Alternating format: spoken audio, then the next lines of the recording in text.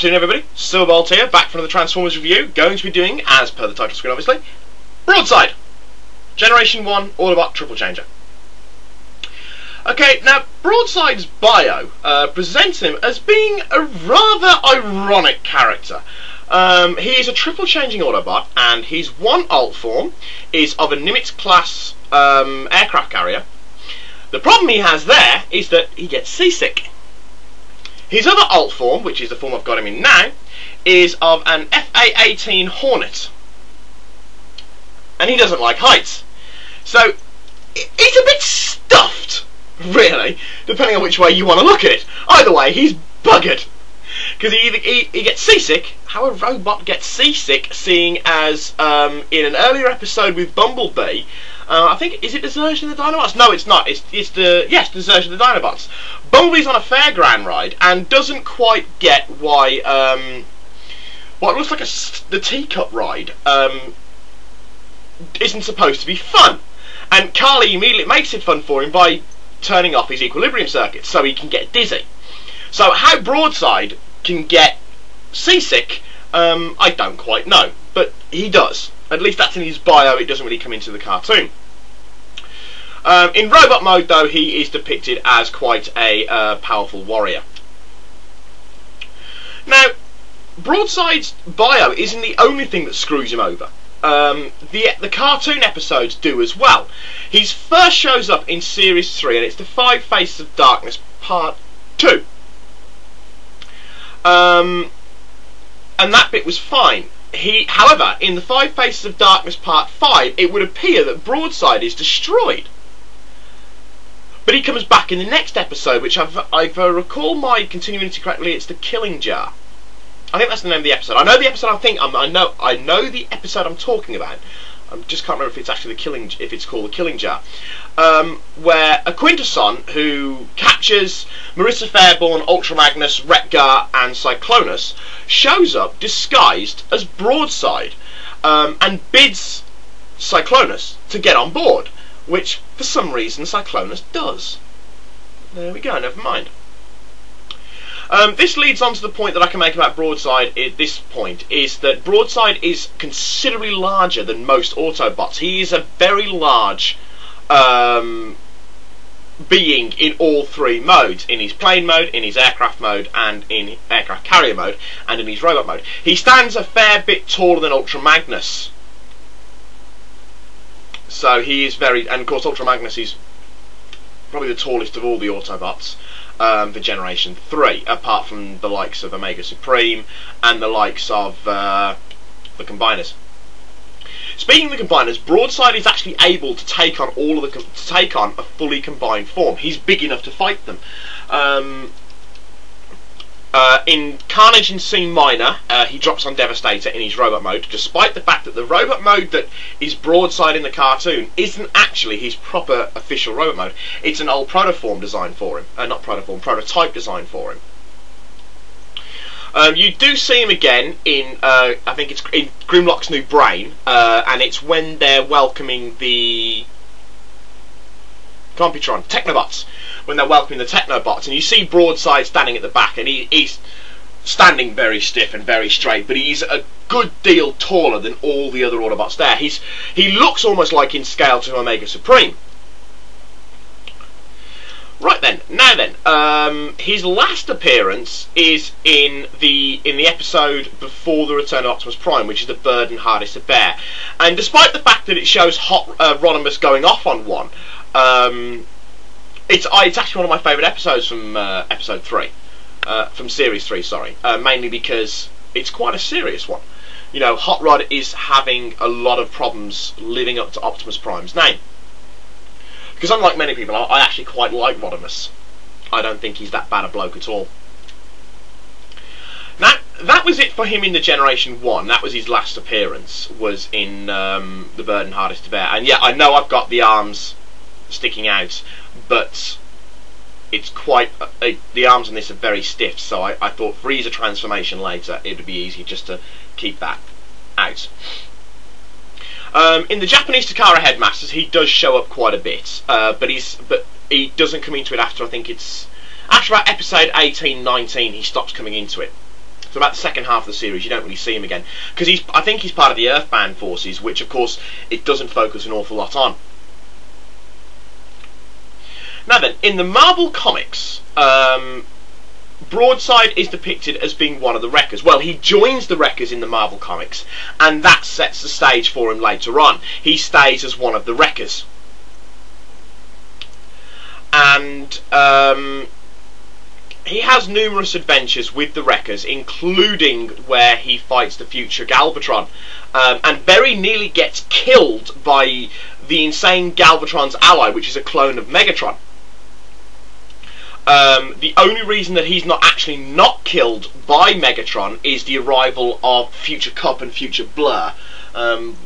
Why they gave Blur a storyline, I don't know, but that's not the point. Blur will be getting his review, because as of yesterday I purchased Target Master Blur from one of my usual suppliers in America, and that will actually, if I recall correctly, yes, will complete my Generation 1 Autobot Target Masters, and that just leaves me with Brainstorm to get to have all the original 10.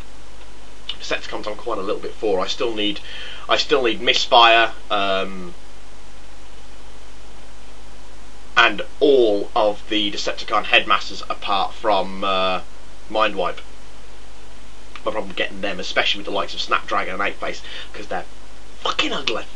But I'll probably get them at some point. But anyway, still on Broadside. In the Dreamwave productions, Broadside once again comes into it, and it's Broadside's main first opening roles is in the episode, is my favourite of all the Transformers Generation 1 volume series, of the 3 of them, of which I'm actually missing most of the Transformers Generation 1 Volume 1, 2 and 3. I have all the parts of Volume 1, all the parts of Volume 3, but I'm missing 3, 4 and 6 of no, I'm missing 3, 5 and 6 of Transformers Generation 1 Volume 2, which is really ironic because it's my favourite cartoon comic series of the Dreamwaves. But anyway, Broadside shows up as one of the ones that's working alongside Shockwave. Shockwave, of course, in the Dreamwave continuity of the comics, Shockwave creates the Triple Changers, and he programs them to work with him. So that's all of the Triple Changers, including Springer. Broadside promptly defects, along with Sandstorm, to the Autobot cause, and takes Optimus Prime to meet the others to meet the ones that are being led by Hot Rod. And that group also has Wheelie in it, and Wheelie is best friends for some reason with the Sharktacon Nor, can't remember his name. Expect a Wheelie review, by the way, at some point, because I did eventually buy the toy, so expect a nice Wheelie bashing review. There's no point you watching it, you just know I'm just going to sit there and curse Wheelie for 10 minutes, and plus knowing the way my videos go. That was it for Broadside in Generation 1. Very unfortunate cartoon dubbing, but there's slightly better comic lines. He comes back in Armada, and he's one of the Minicon teams. I can't remember the name of the Minicon team now. He's one of the Minicon teams anyway in Armada, and that's about it. But he's not one of the Minicons that combines with the others. He's one of the Minicon teams, the ones that form the likes of the Star Saber, the Racing Team, the Sky Boom Shield, and the Requiem Blaster. He's another one of them, but I don't think he comes into the Armada cartoons. I think he's only in the comics. He got a release again as a Decepticon Minicon in the Transformers Classic range, which had a lot of the Minicons in there, which most of them were fucking ugly. Supposed to be originally released as part of the Cybertron range, but the toy range finished before the Minicons were released, so they're released as part of the Classics range, which I don't have any of them of, for the simple fact, as I said, most of them were but ugly. Okay, that's it for Broadside in his comic slash cartoon slash everything else. Onto the toy. He is, of course, a triple changer. He's a Generation 1 third wave release of the toys in the triple changer, and he's probably the ugliest of all 3 of the triple changers. And in Transformers circles, Broadside is referred to, you can say it fondly or you can say it mockingly, Brickside, for one very good reason. The reason I've got him in his Hornet mode is probably because it's the nicest of the three. But this is him in Hornet mode. Quite a lot of metal for a later series, for a later toy from Hasbro. The fins up here, they're metal. His wings here are metal, and the wheel bits here are metal, and as are all the pins. Okay, that's the Hornet. I'll just transform now into the Nimitz aircraft carrier. So it's quite simple. Pull that up, push the wings in, flatten these down, flatten the two end pieces down, and bada bing, bada boom, you've got an aircraft carrier, which looks remarkably like the Minicon flat top. And of course, the Minicon flat top also transforms into an aircraft carrier and a plane. As you can see, the aircraft carrier, rather plain and very, very, very uninspiring. Okay, now I put him into robot mode, and this is why I've kept the arms out already, simply because they're very, very stiff inside here. Fold this piece back, fold the bottom bit up, lower down the engines, retros, burners, whatever you want to call it. The head's already there, and then you just do that. And that is Broadside in his robot mode. His articulation,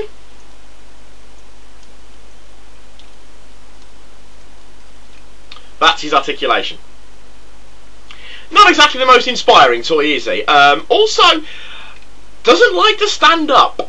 You've actually got, in order to get him to stand up at any kind of reasonable level, you've actually got to pull them down.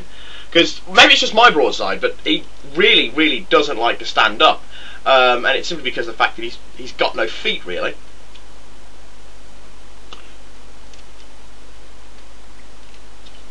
You can push them in like that, but again, still very, very easy just to knock over. I can just see myself now doing this now for the next 10 minutes. He won't fall over, he won't fall over! Never mind. But yes, Brickside, as I said, he's affectionately known, pretty bloody ugly. Pretty bloody ugly. Won't set you back too much on eBay. Probably about a tenner, 15 quid. I mean, I got him off Adam, my mate Adam, and so I'm actually missing his weapons, and I think I'm missing something off there as well. But I'm not entirely sure. I really should have looked on TFU before I did this video, but never mind. Okay, but that's Broadside done, and that's me done for another review. On top of buying Blur yesterday, I have also got myself a Devastator, Generation 1 Devastator, so I will be doing a review of that when they arrive, at some point anyway. You know what I'm like with my reviews, I pick and choose depending on which one I feel like. Oh yes, and I'm going to say this now, Jax142, I think that's your name. I will do Springer, at some point I will do Springer, but just to give you some reason why I'm singling Jax out is because about twice a week he sends me a message, when are you going to do Springer? When are you going to do Springer? At this point I'm going to do Springer and I'm going to throw it at his head because I'm sick of answering him. But yes, I will do Springer, but Springer's got a lot of storyline to him, so, and it'll involve me doing quite a bit of back research on Wiki and various other Transformers sites, because there's quite a lot involved with Springer. But he will get done at some point. But for now, though, this is Silverbolt, with Broadside, obviously, signing off, saying au revoir, adios, auf Wiedersehen.